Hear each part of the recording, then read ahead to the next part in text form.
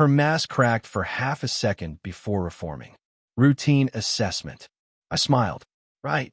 Section 12, Covenant Enforcement. No entry without notice. You've read that, right? She froze, then hissed. Emergency board meeting. Thursday. Be there. The so-called meeting looked like a courtroom run by toddlers. Delilah with her PowerPoint, preserving community standards, showing drone photos of my house like it was a military compound. I let her finish, then calmly handed out copies of the actual HOA covenants, highlighted, tab, and lawyer approved. By the time I cited Colorado Statute 38-33-209 aloud, her smile was cracking like thin ice. Your meeting, I said, violates 3 state statutes and your own bylaws. A retired attorney in the back confirmed it. Meeting adjourned. Or postponed. But she wasn't done. A week later, my truck was gone, towed from my own driveway. A bright orange sticker reading, illegally parked. Final notice. Frank, the retired lawyer, drove me to the impound lot. Predatory towing, he muttered. That's triple damages in court. The next day, flyers appeared in every mailbox.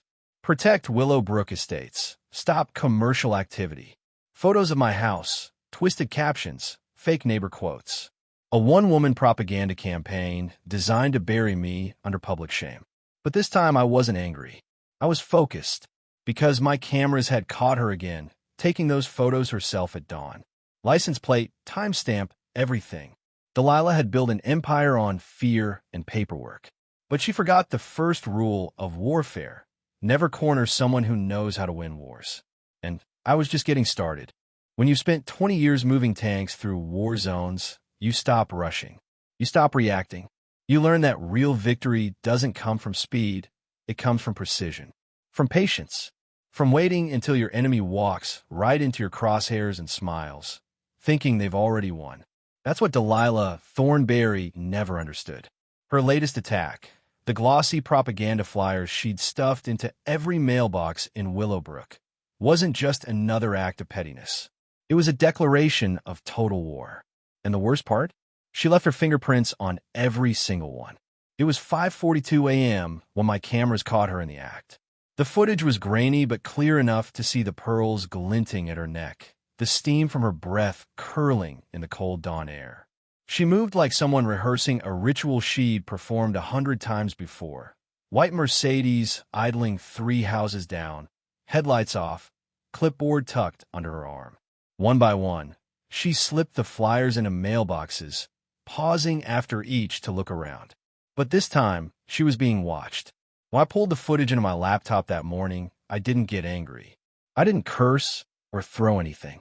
I just sat there in silence, coffee cooling beside me, staring at the woman who thought she owned the neighborhood. I'd seen insurgents make the same mistake overseas, underestimate the quiet man taking notes. I sent the file to Frank. Frank Kowalski had been a defense attorney before retirement. Silver hair, calm tone, the patience of a man who'd seen too many people destroy themselves on the witness stand. When he picked up the phone, I could hear the slow rustle of paper on his desk. Got something you want to see, I said. By the time he arrived at my house an hour later, I had the footage queued up. We watched in silence as Delilah moved from mailbox to mailbox. At the end of the clip, Frank leaned back in his chair, folded his arms, and smiled. A small, satisfied smile. She's finished, he said quietly. Defamation, harassment, trespassing, misuse of HOA property. And if I dig deep enough, I'll find financial fraud too. Women like her never get their hands dirty without dipping into the till. I nodded. What's next? He tapped his pen on the desk, each click sharp and deliberate. We file. Not next week. Not tomorrow. Today. Let's make her fight on our field for once. By noon, the paperwork was in motion. 48 hours later, a courier handed Delilah Thornberry a thick envelope stamped Kowalski and Associates. Notice of litigation. Neighbors said she froze in her driveway when she read it. The woman who'd strutted around this neighborhood like a monarch now stood motionless beside her Mercedes, pale as snow, lips moving but no sound coming out. The moment that envelope hit her hand, everything shifted. Suddenly, her confidence was gone. She tried to rally the board, but cracks appeared immediately.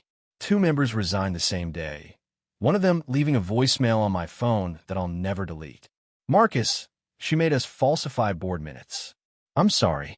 I didn't know she'd take it this far. The 3rd member, a timid accountant named Reynolds, started avoiding her calls entirely. By the next HOA meeting, Delilah's empire was fracturing from within. She showed up late, clutching a binder thick enough to stop a bullet, trying to project authority. But the mask was slipping. Her hands trembled when she spoke. The PowerPoint she prepared to defend the board's integrity flickered and froze halfway through, leaving her glaring at a blank screen while whispers filled the room. For the first time, she looked small. Meanwhile, I fortified my position, literally. 4 12-inch concrete barriers, anchored in rebar, now marked the edge of my circular driveway. They were smooth, symmetrical, and fully permitted. A legal fortress. When she called the city to complain, the inspectors arrived, clipboard in hand. They spent 10 minutes checking measurements and permits, then shrugged. All compliant, one of them said. I could see her face turn red from my front window. That night, her Mercedes idled in front of my house for a full half hour. She didn't get out, just sat there, staring at the barriers through the windshield before finally driving off into the darkness. The next morning, my inbox pinged. Frank had news. Bingo, the email began. Attached were scans of HOA financial statements, obtained legally through discovery, showing something delicious. Administrative fees redirected from HOA accounts to a company called Thornberry Realty Group, LLC. Her company. Frank called 10 minutes later. His voice carried the kind of excitement lawyers usually reserve for closing arguments. She's been funneling association money to her own business for 3 years, he said. Printing, advertising, maintenance contracts, all fake. I've got checks with her signature. He paused. Marcus, she's cooked. You wanted to go nuclear. I smiled. No need. I'll let the neighborhood do it for us. The next morning, every door in Willowbrook had a plain envelope taped to it. The same cream color Delilah used for her violation letters. Inside each, residents found photocopies of her expense reports, bank transfers, and falsified meeting notes. I didn't sign them. Didn't have to. By sunrise, the neighborhood was buzzing. By 10 a.m., someone had posted the documents on the community Facebook page. By noon, a local news van was parked at the gate. The headline that hit that evening was simple and perfect. HOA president accused of embezzlement and harassment in Willowbrook Estates. Her face was on TV, makeup perfect, expression cracking. She tried to spin it as a misunderstanding, but the station had already verified the documents with the county clerk's office. That night, I stood at my window, watching her porch lights flicker. Neighbors gathered outside in small clusters, whispering. One by one, they turned their backs on her house and went inside. By the next morning, her McMansion looked deserted. Curtains drawn, fountain dry. 3 days later, I woke to the sound of a U-Haul engine rumbling. Delilah was leaving. She wore sunglasses even though it was cloudy, her hair tied back in a tight knot. She moved quickly, tossing boxes into the back of her Mercedes. 2 men loaded furniture into the truck, while she barked orders that no one seemed eager to follow. From my front porch, I sipped my coffee and watched in silence.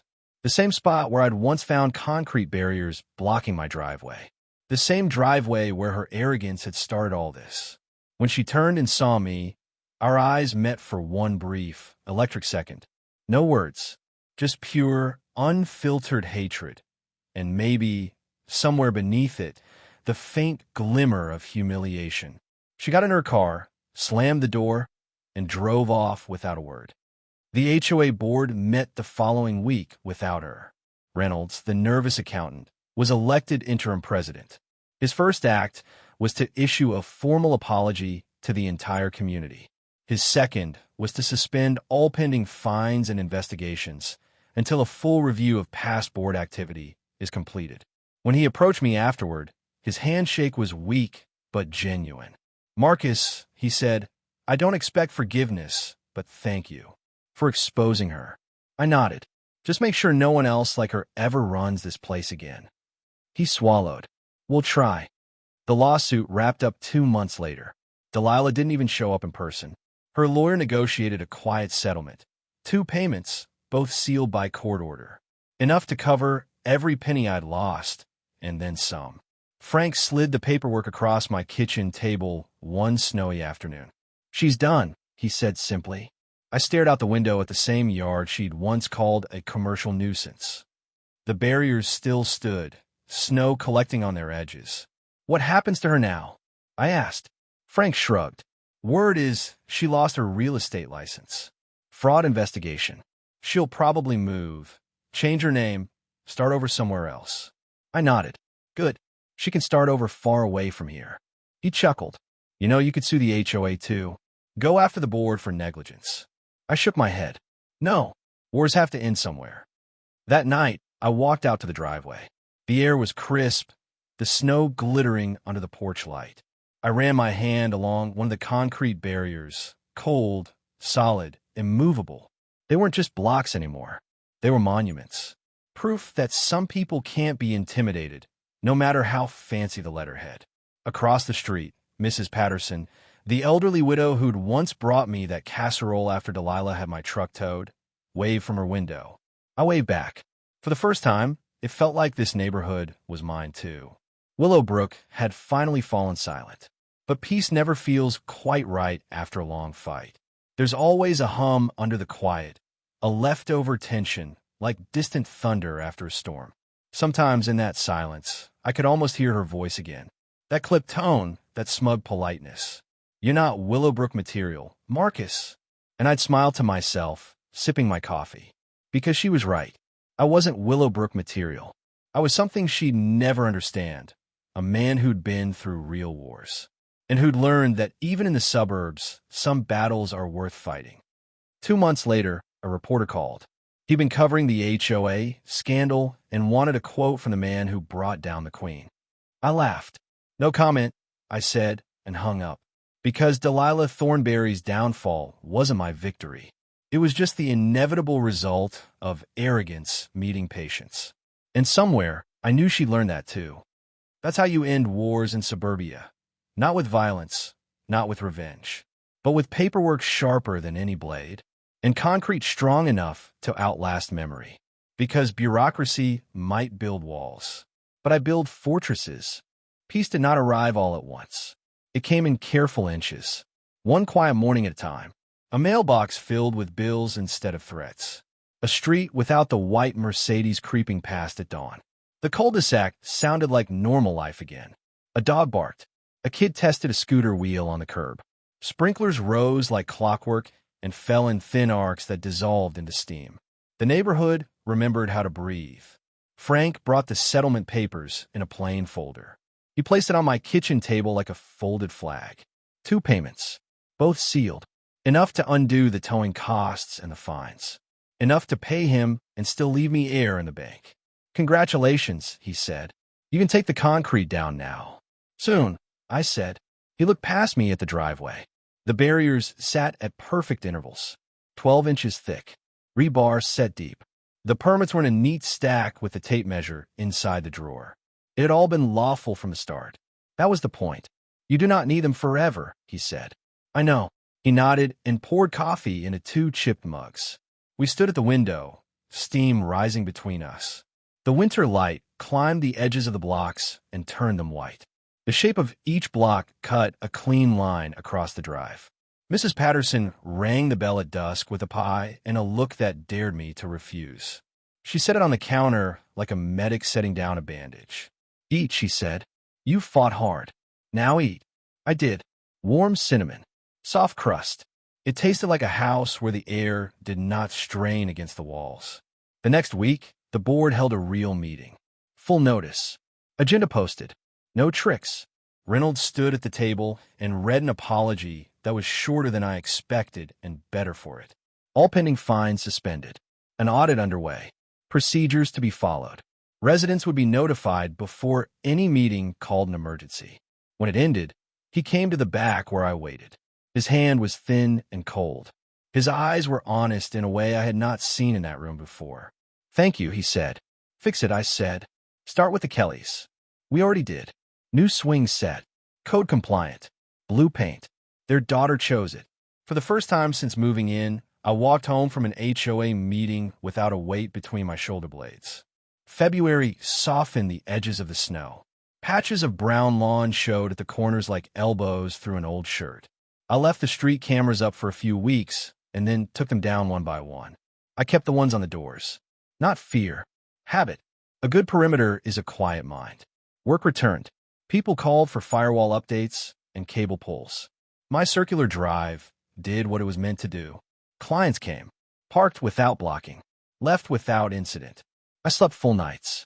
I woke to simple mornings. It felt like a recovery that might hold. On the first warm Saturday in March, I gave in to Frank and moved the blocks back. Not gone, just set them against the side yard to open the curve.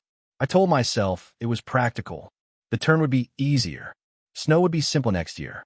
The truth was simpler. I could stand to see them, but I no longer needed them where they were. Late that afternoon, Mrs. Patterson called from her porch. Progress. Compromise, I said. Progress, she repeated and raised a glass. The envelope came 3 days later. No return address. My name centered in black type. The paper was heavier than normal mail. My hands felt colder as I carried it inside. I opened it at the kitchen table with a butter knife and slid the contents into the light. One photograph. My house at night. Porch light on. The window shades set halfway like sleeping eyes. The shot was crisp and balanced. Whoever took it knew how to frame a subject in low light. In the foreground, a woman in a black coat stood at my curb with a clipboard in her arms like a shield. Head slightly bowed. Hair pinned tight. The thin line of a smile that never reached her eyes.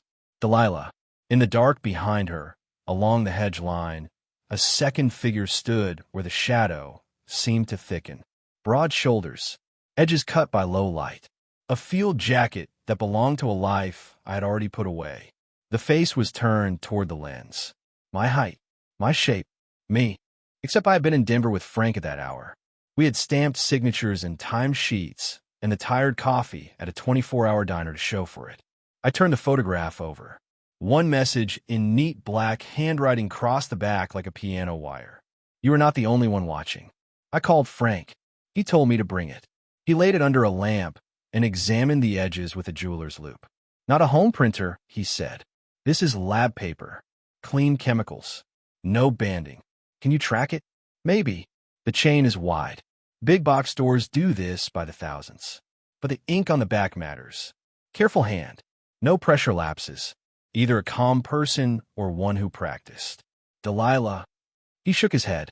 She likes to be seen. This is a whisper. He told me to file a report. The detective at the desk logged it without drama. He did not smile. He did not offer panic. He asked if I wanted extra patrols. I said no. He gave me a card with a number and a name and a polite sentence. Call if anything else comes. 3 days later, he returned the photo with a receipt and a brief note. No usable prints. The stamp at the back of the paper was a generic supply code. The envelope had no fingerprints that survived handling. He had done what he could. The rest belonged to luck and time. I put the photo in my safe with the truck title and my discharge papers. The combination felt heavy in my mouth as I recited it. I closed the door and listened to the bolt push into place. The sound was clean. The symbol worked on me. The thing was contained. That is what the brain believes when the door closes. That is what the heart hopes. Nothing happened for a while. The days lined up again. The board sent short emails that sounded like sanity. The Kelly girl shrieked with happy terror as her father pushed her higher on her new swing. I patched a server farm in Commerce City and came home tired and satisfied. I slept. In the night, sounds changed. It was small at first, a soft weight settling somewhere just outside. Not footsteps, not a car, a drag through gravel that ended without a bump. I sat up. The digital clock glowed a blunt red number I did not like. I stood by the window and watched the curve of my drive. Nothing moved. No breath fogged the glass. The porch light threw its circle and held it. I told myself the wind had pushed a loose brick along a gutter. That was not a lie. Wind has hands. A yard gathers plenty of small things that can be moved by air. I believed enough to sleep again. The next morning, I found a fine dust of gray on the edge of the driveway where the blocks had sat for months. Not much. A smear. I rubbed it between finger and thumb. It felt like concrete dust and grit. It had no business being there. I had pressure wash the drive after moving the blocks. I already knew that. I did not argue with myself about it. I rinsed it clean and set the hose away. Work reached its spring tempo. People wanted speed and reliability before summer. I spent mornings in warm attics and afternoons labeling ports and making checklists that calmed the nerves. The body likes work that ends with a finished shape. Is a kind of prayer. Is also good medicine. That week I noticed a reflection in the front door glass on my way out. It lasted no more than a breath. The angle and the light made my shirt look like a field jacket. The back of my neck tightened before my eyes caught up and corrected the lie. Blue chambray. No shoulder patches. No canvas. No smell of machine oil in the weave. I laughed in the driveway and shook it off. Night brought the sound again. A soft shift of mass along the ground. A pause. A faint push. I sat in the chair by the window and listened to my own house breathe. The refrigerator sighed and clicked. The heater coughed once and fell quiet. Nothing else moved. I slept in the chair without meaning to and woke with a line pressed across my cheek from the upholstery seam. I checked the cameras. The feeds were clean. The lenses held a thin film of dust that the morning light made obvious. I wiped them with a microfiber cloth and patted each dome like a dog. The one facing the street did not exist anymore. I caught myself looking for it. The habit would take longer to unlearn than the war had taken to win. 2 nights later, I dreamed of concrete pouring in a slow gray ribbon across the mouth of my drive. It set without cracks. It cured in seconds with a skin like cold water becoming ice. When I woke, the taste of dust was in my mouth. My jaw ached from keeping it clenched. I went outside in a t-shirt and stood barefoot on the slab. The cold went up through the pads of my feet like a wire. The air had a smell I did not like. New cement has a metallic ghost in it. This was that smell. Thin, real. I crouched and pressed my fingers to the surface. Dry. I lifted my hand and saw a faint ghost of powder on the skin that could have been pollen or fear. I did not tell Frank. I did not want the conversation in his work voice. I did not want the rational explanation that would take the tension out of the line I was following. When you have moved tanks, you learn that sometimes your nerves see a problem before your eyes do. You hold still and let them show you. The photograph came back to mind in quiet moments. The field jacket in the hedge behind Delilah. The white line of his cheek. My shape. Not me. A reflection printed into the paper by a hand that wanted me to see it. The ink on the back did not look like her handwriting from the violation letters and the clipped notes she used to leave under wipers. The loops were measured. The pressure was even. The message was straight. You are not the only one watching. It did not read like a threat. It read like a fact delivered clean. April opened like a fist. Buds along the maple swelled and showed green at the seam. The HOA audit arrived in a neat 3-page PDF. The money Delilah had siphoned into her business accounts was listed with numbers instead of adjectives. Refund checks would follow.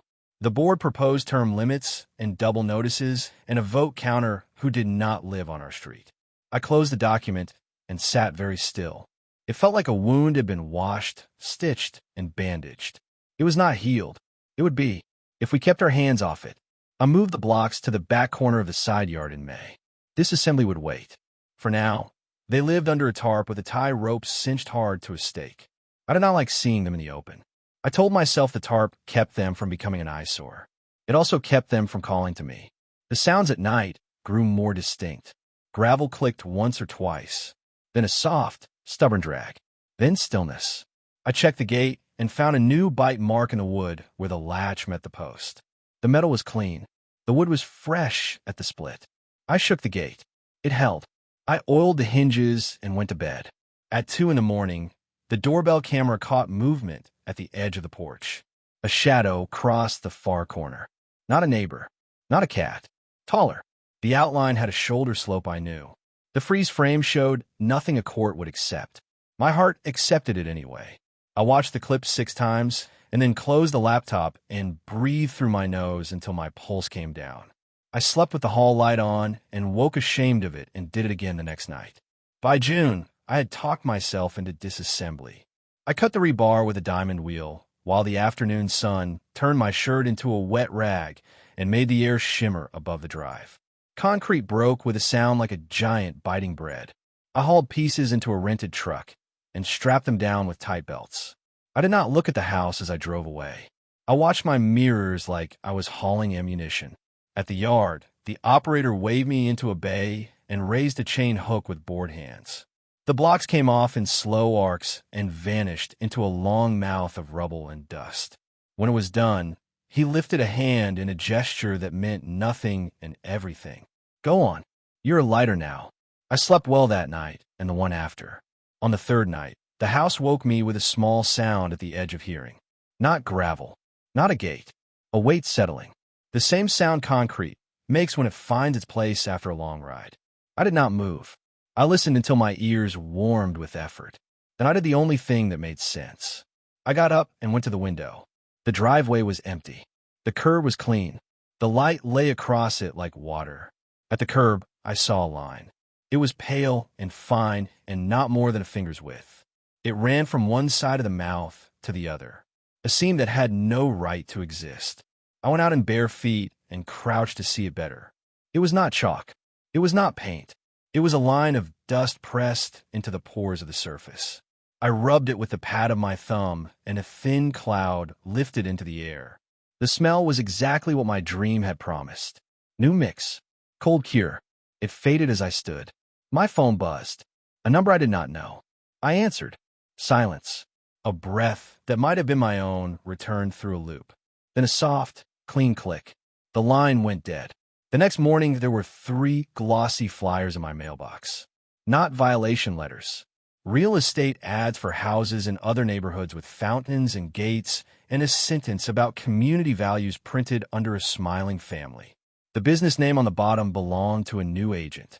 The color palette belonged to someone else. The layout belonged to Delilah. The design bone was the same. Even a ghost keeps a style. I checked the security feeds. Nothing useful. A moth. A car turning at the far end of the street. My own face looking down into a lens as I adjusted the angle by half a degree. Frank stopped by, without calling, and stood in my entry with a look that said he had prepared 2 different conversations and would throw one away depending on which way I twitched. Any more mail? He said. A few ads, I said. A phone call with a click. He nodded like a man who had heard this flavor of quiet before. You still have the photo, he said. In the safe. Leave it there. I intend to. He looked past me at the drive and at the clean mouth where the blocks had stood. Ow, is the silence too loud sometimes? He smiled at that. That is normal. He left me with a tin of coffee and 2 dumb jokes. He knows I'll be useful. Summer burned the lawns flat. The cul-de-sac smelled like hot coins in the afternoon. Nights softened to a salt breeze from sprinklers and distant traffic. The sound came and went. A weight settling. A pause. A breath. Sometimes I heard it, and sometimes I slept through it. A person can get used to almost anything if it does not kill him.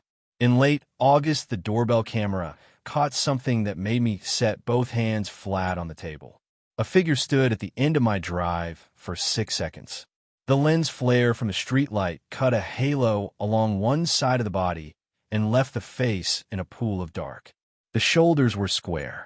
The head had a tilt I recognized from photos of myself that I do not like. The outline turned slightly toward the hedge as if listening to someone who stood just out of frame.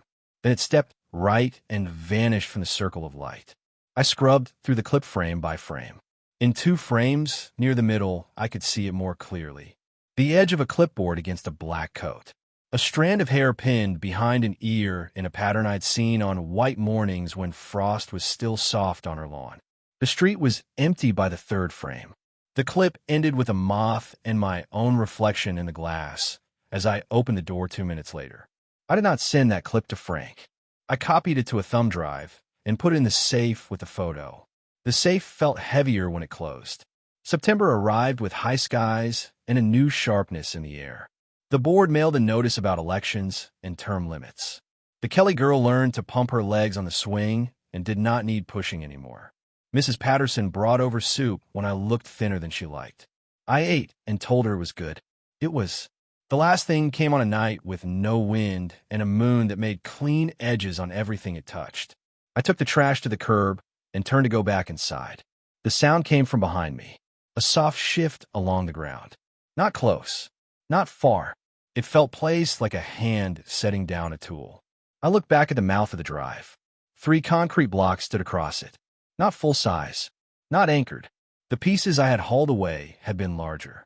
These are like small monuments, set shoulder to shoulder. Each was the same height as my knee. Each had a powdery edge. Each left a faint bloom of dust like chalk on the concrete. It felt like my blood went cold from the inside out. I walked toward them with the careful steps you use when you do not want to wake a sleeping thing.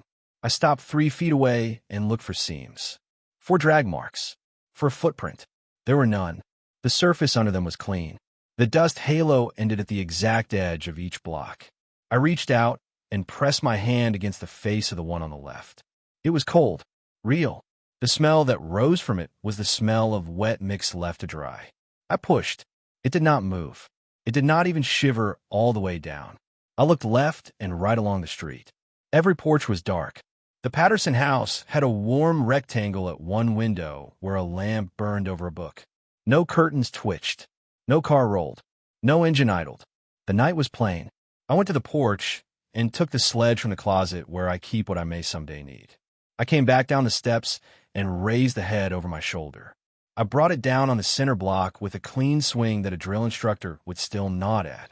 The sound should have been a crack.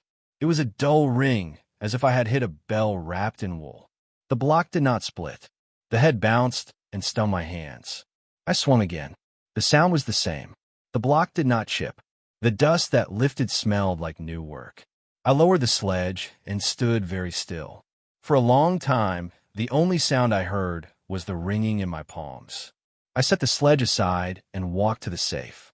I spun the combination with deliberate fingers and took out the photograph. I brought it to the porch and held it up next to the blocks, as if a picture would give me instruction. The porch light threw both into warm color. The face of the block looked blank and patient. The woman in the photo did not look at the camera. She looked toward the hedge where the shadow of the man stood. I turned the photograph over and read the line again. You are not the only one watching. From afar, into the street, a soft engine started. It did not rev. It idled the way a careful driver idles when she does not want to be rude. A white shape turned under the streetlight and paused. For a second, the light scattered across the hood and made a familiar glare. The car stopped at the corner and waited. Then it rolled on and did not return. The next morning, the blocks were gone. The driveway held no marks. The dust was not there. The air smelled like nothing. I did not call Frank. I did not call the detective. I moved like a man who had chosen to put weight on a leg that had a high. The third time I found concrete barriers blocking my driveway, I didn't yell or call the cops. I called my army buddy and said 5 words that would change everything. I need something permanently immovable. It was a freezing December morning in Colorado. 6 a.m. steam rose from my untouched coffee mug, while 3 gray monoliths stood across my driveway like prison walls. That sharp scent of wet cement and diesel filled the air. Delilah Thornberry thought she was harassing a helpless, middle-aged veteran into submission. What she didn't know was that she'd just declared war on a man who'd spent 20 years moving tanks and artillery for Uncle Sam. 6 months earlier, I thought I'd finally found peace. 52, newly divorced, starting an IT consulting business from home.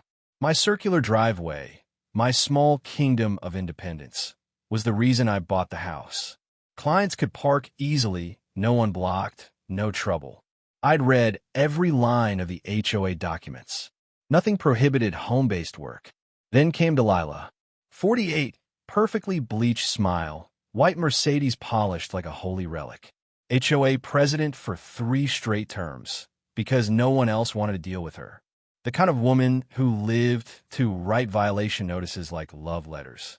Our first encounter, she appeared in my driveway like a ghost in heels. No knock, no hello. Just a clipboard and the sentence that started the war. You need to move that commercial truck immediately. I looked at my Ford F-150, same model as half the men on my street. Ma'am, that's my personal vehicle. Her pen clicked like a trigger. Used for commercial purposes. Documented. And with that, she turned and left. 3 days later, a $150 fine appeared in my mailbox, followed by a $500 threat if I didn't stop operating a business. I spent 2 nights buried in legal documents. Nothing supported her claim until I found it. Page 47. A vague clause about commercial vehicles so broad it could ban pizza delivery. So, I paid under protest and started planning. Cameras went up. Logs kept. Every move documented. She wanted to fight. I give her a war of evidence and patience. Then one night, my cameras caught her, 11:47 p.m., measuring my driveway with surveyor's tape like she was preparing an artillery strike. Her Mercedes hidden 3 houses down. Clipboard glowing under infrared light. The next morning, I confronted her. Funny thing, I said. Didn't know midnight surveying was part of HOA policy.